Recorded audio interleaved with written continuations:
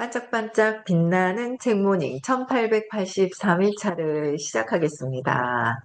네, 1883일차고요. 부자의 그릇 재밌죠? 네, 74페이지 위에서 5번째 줄부터 다시 읽어볼게요. 네, 그게 바로 그들의 공통된 생각이야. 음, 예를 들면 250개의 제비 중 한 개만이 10억 원짜리 당첨. 제비인 게임을 생각해보게. 그런데 조건이 있어. 제비를 한 개씩 뽑을 때마다 1,000만 원을 내야 하지. 이때 보통 사람들은 어떻게 생각할 것 같나? 당첨될 확률은 250분의 1이니까 그처럼 무모한 건 안 하는 게 좋겠어. 하지만 돈을 얻으려면 이런 발상이 필요하지. 250번 연속으로 뽑으면 언젠가는 반드시 당첨된다. 물론 250번을 연달아 뽑으면 설령 당첨되더라도 적자가 날 거야. 하지만 누구나 제비뽑기에서 100번 이내에 당첨 제비를 뽑을 정도의 행운은 가지고 있다네. 순진할 정도로 긍정적인 노인의 사고방식에 나는 비아냥거리고 싶은 충동이 일었다.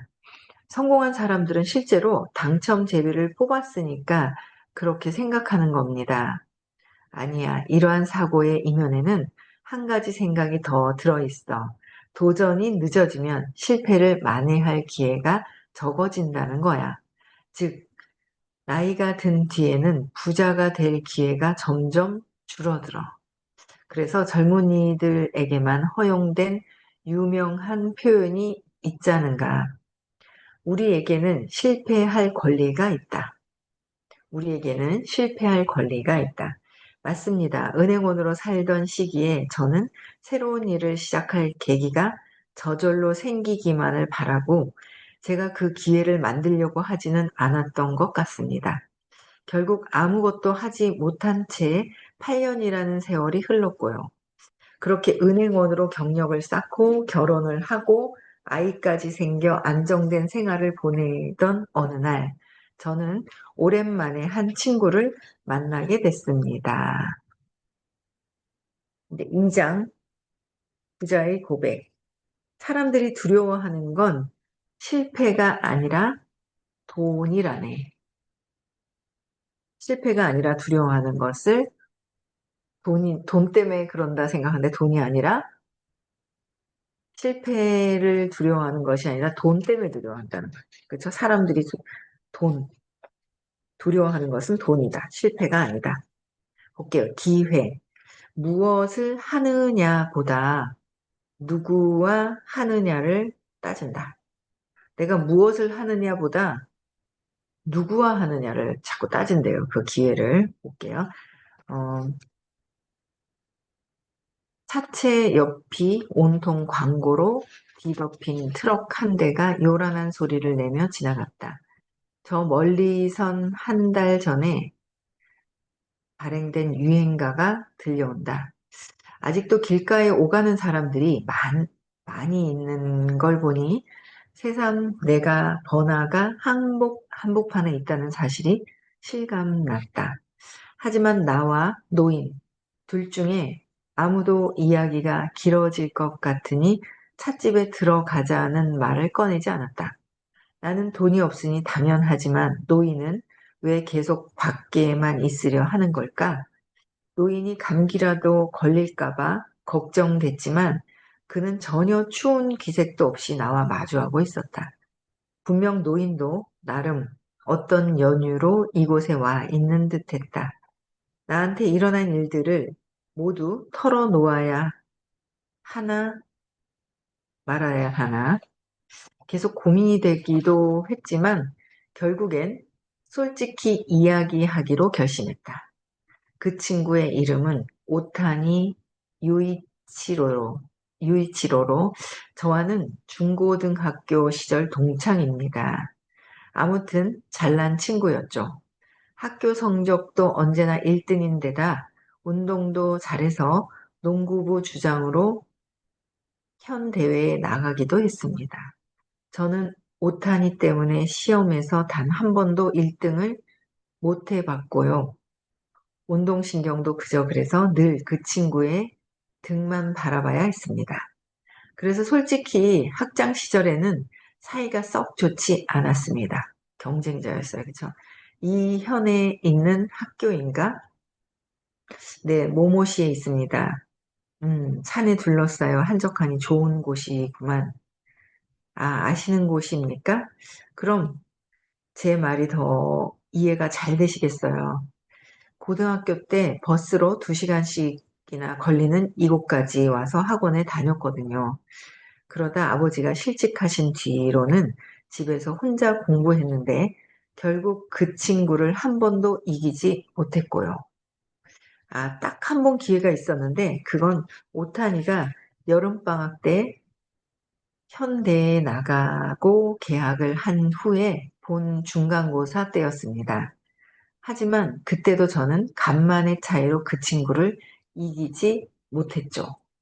학교 시험이 전부는 아니야. 사회인이 된 지금은 그걸 압니다. 하지만 그때는 오타니와 저의 처지를 비교하면서 세상이 너무 불공평하다고 생각했습니다. 졸업한 뒤 그 친구는 저와 달리 도시에 있는 유명 사립학 대학에 진학했고요. 저는 이 현에 남게 됐죠. 노인은 내 이야기를 잠자코 듣고 있었다. 그런데 오타니는 이곳을 떠나기 전에 저한테 이런 말을 하더군요. 에이스케, 내가 있어서 나도 열심히 살 수 있었어. 풍요롭고 한가로운 이 지방에서는 너처럼 죽을 힘을 다해 열심히 하는 녀석이 좋은 평가를 받기 어려워. 하지만 꾸준히 노력하는 건 중요하다고 생각해. 머리 위에 있어요, 이 친구는. 만약 내가 없었다면 열심히 공부하지 않았을 거야.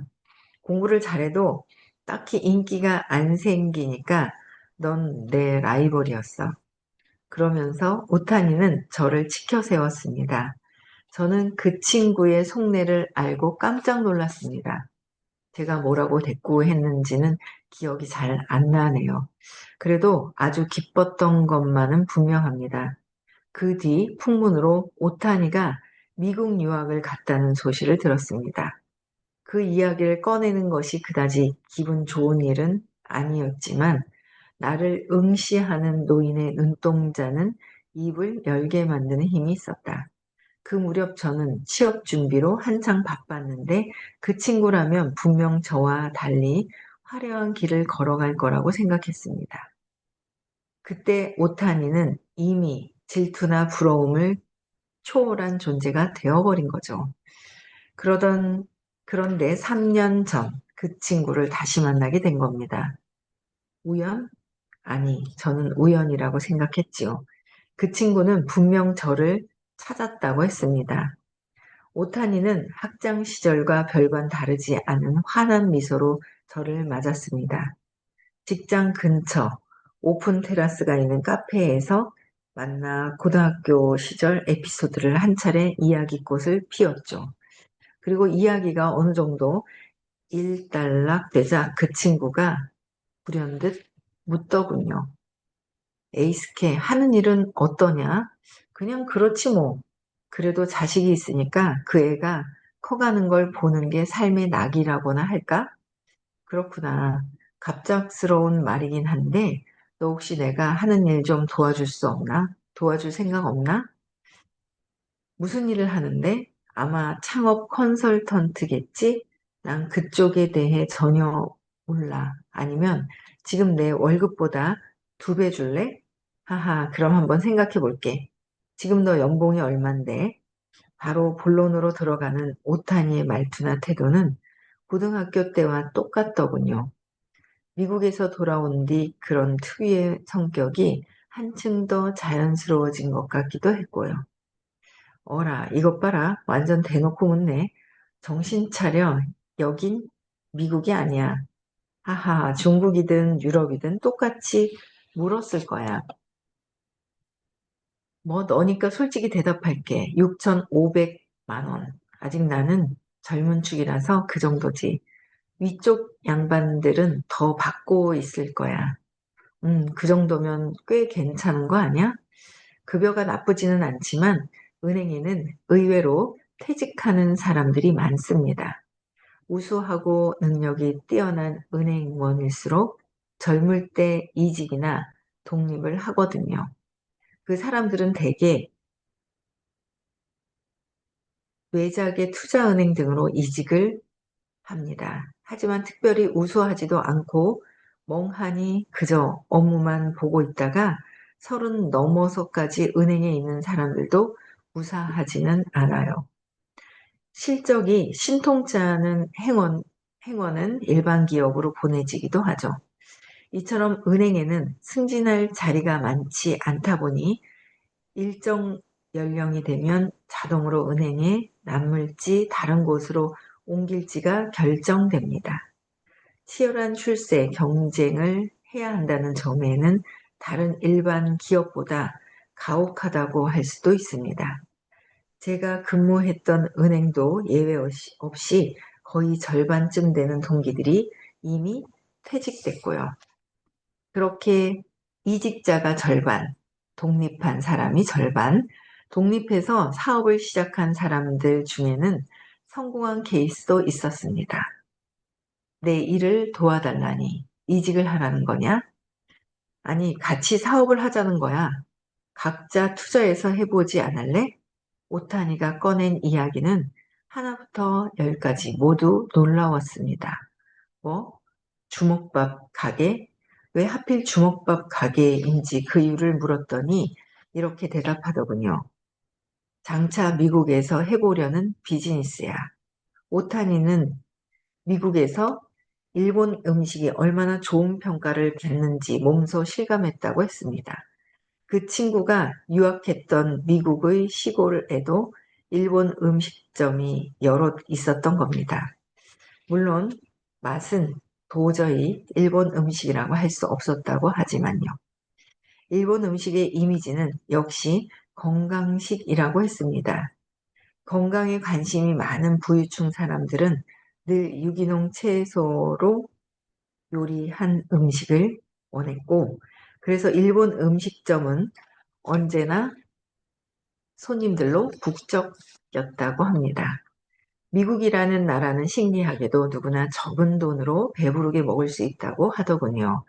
하지만 그건 고칼로리인데다 맛도 자극적인 징크푸드에나 해당하는 이야기이고요.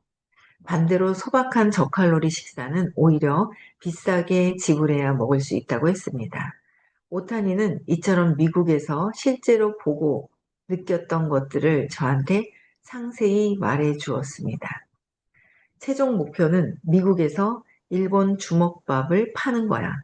그런데 그 전에 일본에서 주먹밥 가게로 해보려고 그리고 거기에서 얻은 성공 노하우를 가지고 프랜차이즈를 운영할 생각이야. 그의 열정적인 말투에 저는 점점 빠져들었습니다. 하지만 주먹밥은 한 개에 고작 1,000원 정도 하잖아. 이익이 날까? 나는 창업 컨설턴트야. 창업하는 사람들은 대부분 요식업에 종사하고 그 이유가 뭔지 알아. 뭔데? 이유는 두 가지야. 첫 번째는 진입 장벽이 아주 낮다는 점. 둘째는 현금 장사라서 현금 흐름에서 어려움을 겪을 일이 별로 없다는 점. 사업을 하면서 운영자금, 임금, 원자재비 등 기업이 영업 활동을 하는데 필수적인 경영 자료, 그게 어, 사업을 하면서 운전 자금이 적다는 건 꽤 중요하니까. 그렇지만 진입 장벽이 낮다는 건 경쟁이 심하다는 거잖아. 그래도 승산이 있다는 말인가? 잘 들어. 먹는 장사라는 건 한 번 궤도에 오르면 상승폭도 커. 왜인지 알아? 비용이 낮기 때문이야. 진입 장벽이 낮아서 경쟁이 심하다는 내 말은 맞아. 하지만 그 전에 다른 비즈니스에는 선행 투자분이 있다는 걸 잊으면 안 돼.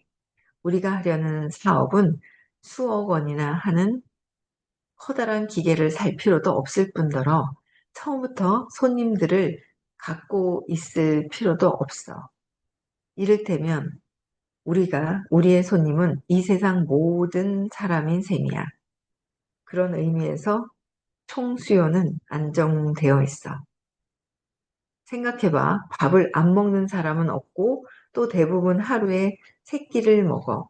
그 세 번 중 한 번이라도 우리가 파는 주먹밥을 먹게 하는 건 아주 어렵지는 않아. 하지만 내가 지적한 것처럼 1,000원 정도로 이익이 날까? 1,000원 정도로? 하는 의문은 들겠지. 그럼 내가 방금 얘기한 미국의 일본 음식점 이야기를 떠올려봐. 그 일본 음식점의 음식 맛은 평범했지만 다른 음식점에는 없는 게 있었어. 뭔데? 브랜드. 일본 음식에는 건강하고 맛있다라는 브랜드가 있거든. 그 브랜드가 없으면 아무도 맛이 평범한 그 일본 음식점을 쳐다보지도 않겠지. 내가 목표로 하는 게 바로 그거야. 고객이 브랜드의 가치를 발견하면 우리는 비용의 몇 배나 가격을 높게 해서 팔 수가 있어. 그렇게 해서 큰 이익을 얻는 거야. 왜 일본에서 프랑스 음식이 비싼지 알아? 같은 유럽권에 있는 이탈리아 음식이나 스페인 음식에 대해 사용하는 재료와 별반 다르지 않는데도 더 높은 가격을 설정할 수 있는 건 역시 프랑스 음식이 가진 브랜드의 힘 때문이야. 세상에는 프랑스 음식의 가치를 인정하고 더 많은 돈을 지불하겠다고 하는 사람들이 많이 존재한다고 말하는 편이 더 이해하기 쉬울지도 모르겠다. 어쨌든 요식업 비즈니스를 하면 가장 낮은 투자금으로 브랜드 장사를 할 수 있어. 옷이나 가전제품을 팔 때처럼 큰 공장은 필요 없으니까. 필요한 거라곤 냄비와 가마, 요리 솜씨, 콘셉트 이렇게 세 가지야. 요리 솜씨는 설마 지금부터 갈고 닦자는 건 아니겠지? 그건 생각해 둔 게 있어. 걱정 안 해도 최고의 인재가 확보될 거야.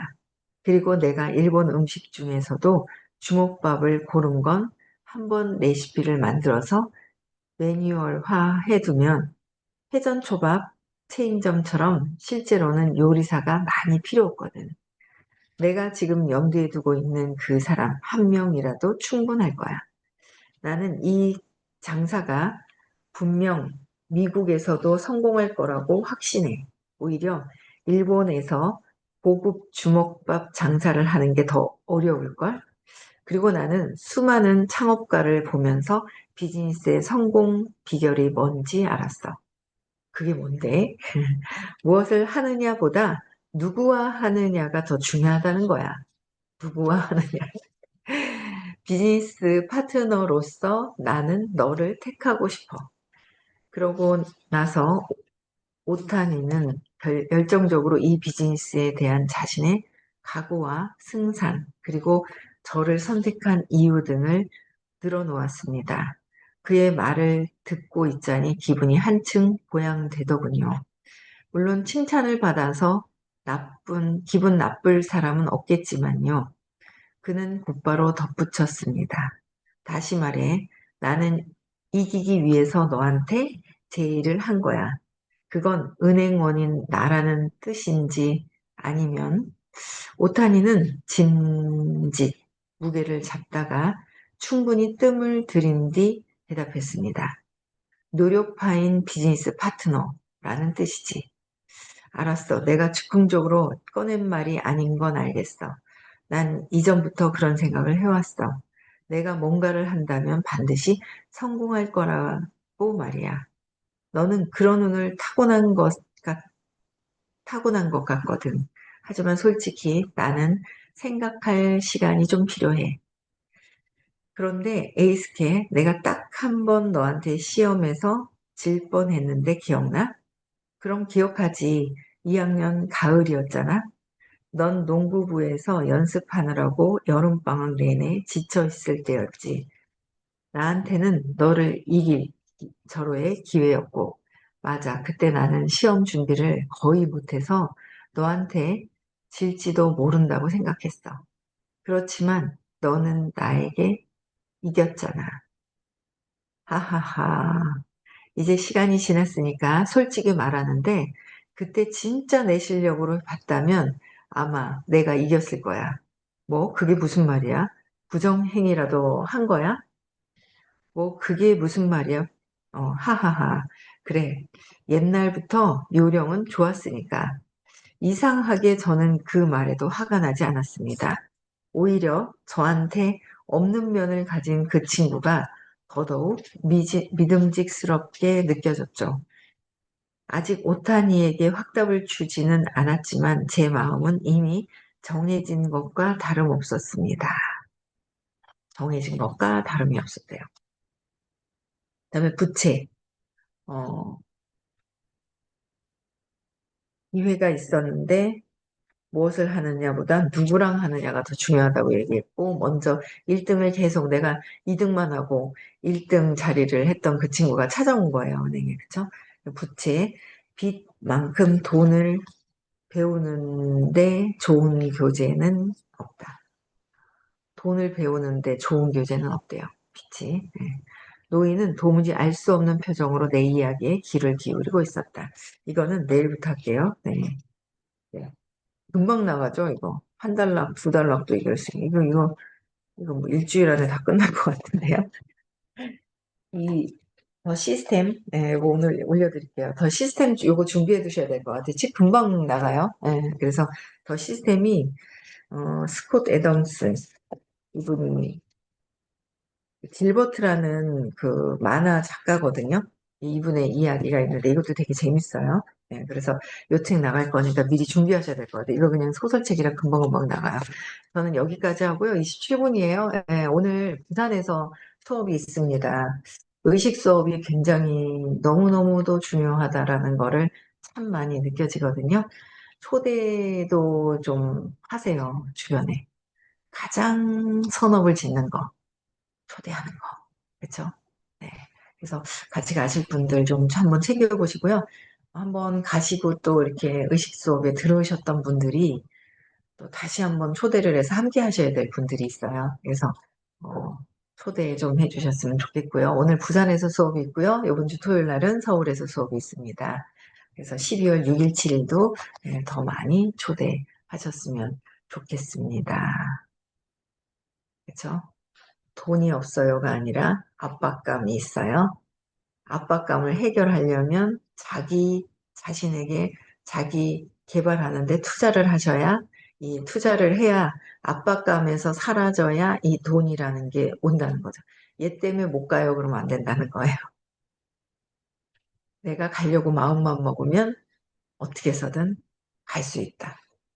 그래서 많이들 우리 의식 성장해서 요번에 엄청 사업적으로도 굉장히 성장하는 그런 팀이 될 겁니다. 네, 감사합니다. 네, 네, 음소거 해제시켜 주시고